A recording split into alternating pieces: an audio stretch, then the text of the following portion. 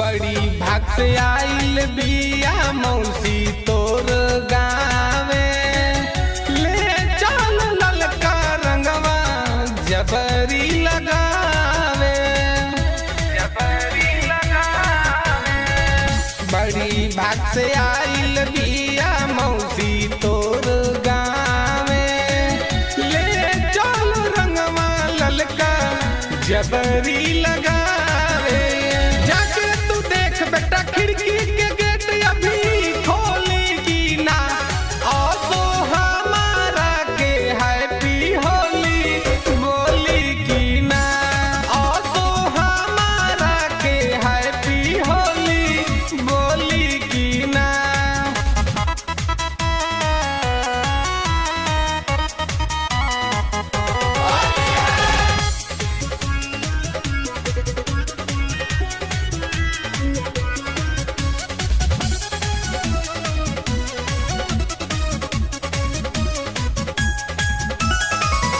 बलिया से कीन के ले आइल बानी रंगवा, खेली लो नयो सो भर रंजित राय के संगवा, रंजित राय के संगवा।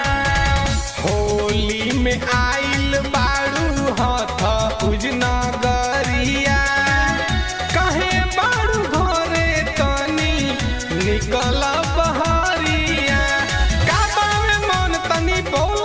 धन होली